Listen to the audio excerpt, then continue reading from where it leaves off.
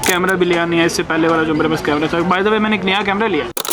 ये कहानी भी किसी और वीडियो में बताएंगे, तो पूरी वीडियो आएगी इस पर, लाजमी देखिएगा। This is my first cinema camera Sony FX30 और इस कैमरे को लेने के पीछे पूरी कहानी है।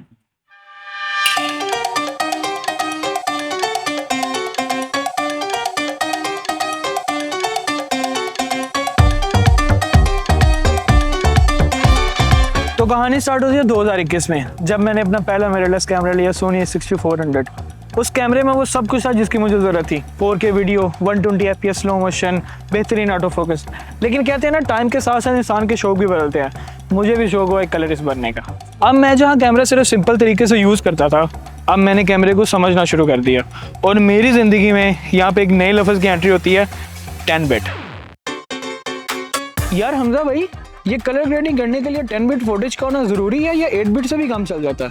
8 बिट के अंदर आपको 16 मिलियन कलर्स मिल रहे हैं और 10 बिट के अंदर आपको 1 बिलियन कलर्स मिल रहे हैं। तो जितने ज़्यादा आपको कलर्स मिलेंगे उतना ज़्यादा आपको कलर ग्रेडिंग में खेलने का मार्जिन मिलेगा। कलर ग्रेडिंग में 10 बिट का होना ज़रूरी तो नहीं है, लेकिन एक बहुत बड़ा गेम चेंजिंग पॉइंट है। मेरे तो कैमरे में 10 बिट है ही नहीं, और अब चाहिए था एक ऐसा कैमरा जिसमें 10 बिट हो, और लग गए एक नए मिशन पे।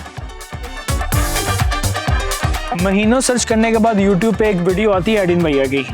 वीडियो क्वालिटी, कलर ग्रेडिंग, यही तो चाहिए मुझे भी। और फिर एडिन भैया बताते हैं कि वो तो यूज़ करते हैं Panasonic Lumix S5, बस मुझे भी चाहिए था Panasonic Lumix S5। Full frame, anamorphic mode, 4K 10 bit internal, 6K 12 bit external, 120 180 FPS slow motion, पूरी गेम्स थी उसमें। लेकिन कहते हैं ना, हर चीज़ इतनी परफेक्ट नहीं होती, 100% वो परफेक्ट कभी नहीं हो सकती। इस कैमरे में भी कुछ मसले थे, जैसा कि एल माउंट। अब एल माउंट कोई मसला नहीं है, लेकिन पाकिस्तान में एल माउंट कैमरा यूज़ करना आपको दुख लाज़मी दे सकता है। एल माउंट लेंस है आपके पास? L mount lens Panasonic Lumix S5 के लिए। अरे भाई, एम माउंट नहीं, एल माउंट। एल माउंट चाहिए मुझे, एम नहीं चाहिए, एल माउंट चाहिए। और बाय चांस आपको एल माउंट लेंस मिल भी जाए तो फिर मिल जाएगा एल माउंट? कितने का मिलेगा? मिल जाएगा, पर 4 लाख का, और इंपोर्ट कराना पड़ेगा। लेकिन फिर मैंने भी जुगाड़ ढूंढा। Canon EF lenses on L mount camera using Sigma MC21 adapter। लेकिन मसला यहाँ भी नहीं खत्म हुआ। अब मसला था ऑटो फोकस। वीडियो में कंटिन्यूस ऑटो फोकस काम नहीं करता था, मुझे मैनुअली फोकस करना पड़ता था, फिर कैमरे से दूर आके फ़ोन पे देखना पड़ता था मैं फोकस में हूँ या नहीं, और न जाने इसकी वजह से मेरे कितने क्लिप्स ख़राब हुए हैं। और दूसरी बात, ये कैमरा 4K 60 फ्रेम में 10 बिट पे शूट तो करता था, लेकिन क्रॉप फ्रेम में। खैर मैं इस पर भी कॉम्प्रोमाइज़ कर लेता, लेकिन फिर मेरी ज़िंदगी में एक नए वर्ड की एंट्री होती है, 422। यार हमजा भाई, अब ये 420 और 422 में क्या फ़र्क है?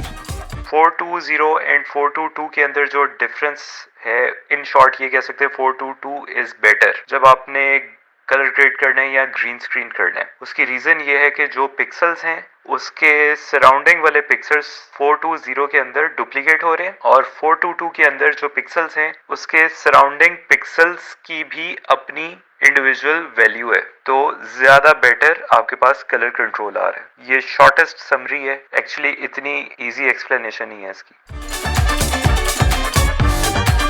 और ये कैमरा 4K 60 फ्रेम 10 बिट में 422 नहीं बल्कि 420 शूट करता था। हाय, लेकिन मैं तो फिल्म मेकर हूँ और मुझे चाहिए हर चीज़ परफेक्ट, और बस फिर लग गए एक नए मिशन पे, एक नया camera with 422 in all modes. और फिर से बहुत रिसर्च करने के बाद finally I found Sony FX30 cinema line.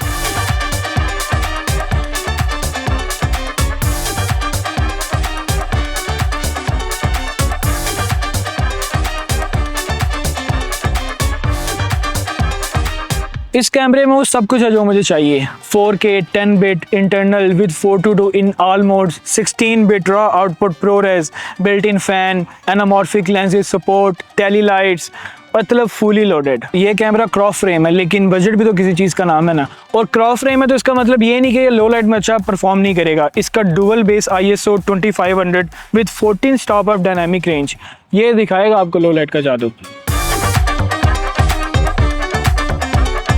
और अगर आपको पोस्ट में कलर ग्रेडिंग के साथ ज़्यादा छेड़खानी नहीं करनी तो इसकी एसिनेटॉन किस काम आएगी, क्योंकि ये पिक्चर प्रोफाइल आपको देगी in camera proper cinema look.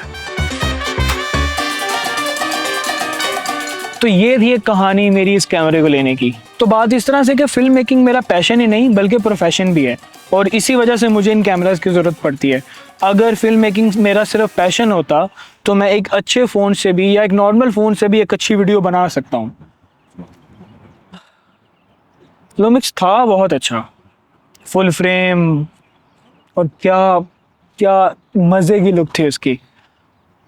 अगर उसमें वो मसले ना होते ना तो मैं कभी भी वो कैमरा ना बेचता। लेकिन सुना है कि लुमिक्स अपना एक नया कैमरा ला रहा है विद ऑल दीज फीचर्स।